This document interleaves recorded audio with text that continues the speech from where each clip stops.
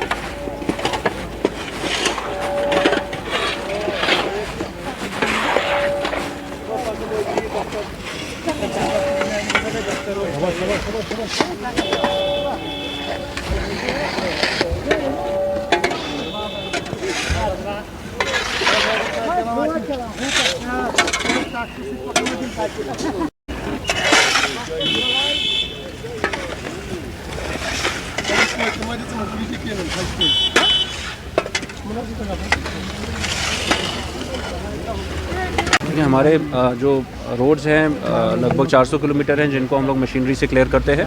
तो हमारे priority 1 roads पूरी तरह क्लियर है। Roads connecting hospitals, public institutions, main जो कॉलोनी के रोड्स हैं वो क्लियर किए गए हैं पहली प्रायोरिटी में। और उसके बाद अब हमारे सेकेंडरी रोड्स और इनर लिंक्स जो हैं उन पर काम चल रहा है। हमारे पास हर एक वार्ड में मशीनरी अवेलेबल है, हर एक वार्ड पे जो मशीनरी है वो काम कर रही है। हमारे रोड्स के अलावा एमईडी जो हैं वो मेजर रोड्स और आरएनबी कुछ रोड्स को क्लियर करते हैं, वो भी अपना काम कर रहे हैं। जो इनर लिंक्स है जिनको मैनुअली क्लियर किया जाता है उसमें हमारी जो मैन पावर है वो डिप्लॉयड है। आपने देखा होगा सुबह 6 बजे से ही 5:30 बजे से 6 बजे से वो मशीनरी और मैन पावर जो काम कर रहे हैं। ख़ास तौर पे फुटपाथ्स और इनर लिंक्स जहाँ पे मशीन नहीं पहुँच सकती वहाँ पे हमारे जो ये मेहनती मैन पावर है वो काम कर रही है। और मुझे उम्मीद है कि जो हमारे इवन इनर लिंक्स भी हैं, जो टर्शरी रोड्स भी हैं, वो दोपहर 2 बजे तक क्लियर हो जाएंगे। प्राइमरी रोड्स और हमारे मेन रोड जो हैं वो क्लियर है, किसी तरह की कोई दिक्कत नहीं है। डी वाटरिंग स्टेशंस फंक्शनल है क्योंकि पानी जमा होने की दिक्कत रहती है। और वो कहीं पे कोई क्योंकि वो अपग्रेड भी हुए थे, उनमें पावर बैकअप भी है, तो इसलिए वो उसमें दिक्कत नहीं है। और जो डी वाटरिंग पम्प्स हैं वो भी हमारे स्टेशन है अलग अलग जगहों पे, जो मोबाइल पम्प्स है। और हमारे पास इमरजेंसी के लिए भी पम्प्स अवेलेबल हैं जिनको हम कहीं पे डिप्लॉय कर सकते हैं अगर वाटर इनंडेशन ज़्यादा होता है। प्लस इस बार हम लोगों ने ये भी ख्याल रखा है क्योंकि ये चले कला है और फ्रॉस्ट जमने का खतरा ज़्यादा है, तो मैक्सिमम जो मेन रोड्स हैं, मैक्सिमम जो मेन लेन्स बाय लेन्स हैं, उनमें हम लोग सॉल्ट स्प्रिंकलिंग भी करेंगे इवनिंग में, ताकि जो फ्रॉस्ट है वो मिनिमम हो, पब्लिक को तकलीफ कम हो, इस चीज़ को इंश्योर किया जाएगा। सर, आवाम क्या बर्फ हटाने वक्त कुछ कई जगहों पर सुनने आ रहे हैं कि परेशानियाँ भी हुई, गाड़ियाँ नहीं पहुँची, तो उनके लिए क्या बताएं? देखें, एक तो हमने कल भी बहुत सारी जगहों पे हमारी मशीनरी गई थी रात में। हम लोग मेन कॉलोनी को अर्ली मॉर्निंग और रात में क्लियर कर रहे थे।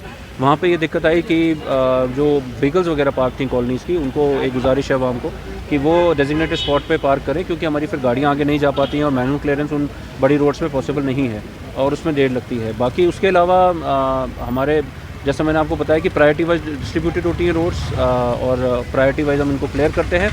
अभी जहाँ पे भी हमें कहीं पे इशू आ रहा है, भले ही वो हमारी सेकंड प्रायोरिटी या थर्ड प्रायोरिटी में आता है, बट अगर कोई इमरजेंसी एसओएस आता है हम उसको कॉन्टैक्ट वहाँ पे भेज रहे हैं। हमारा कंट्रोल रूम एक्टिव है और पब्लिक से भी फीडबैक ले रहे हैं और वहाँ पे हम लोग मैन एंड मशीनरी भेज रहे हैं, उसको क्लियर कर रहे हैं। तो क्लियरेंस हमारा साथ साथ में चल रहा है और कहीं पे अगर कोई ग्रीवेंस भी आती है, कहीं पे कोई डिले है, तो वहाँ पे भी हम कंट्रोल रूम हमारा एक्टिव है, उस पर हम रिस्पॉन्ड कर रहे हैं। सर, कल देखा कि बर्फबारी में मेला कई जगहों पर लगा था और खासकर स्मार्ट सिटी के अंदर कई जगहों पर इस तरह की हमें मंजर थी।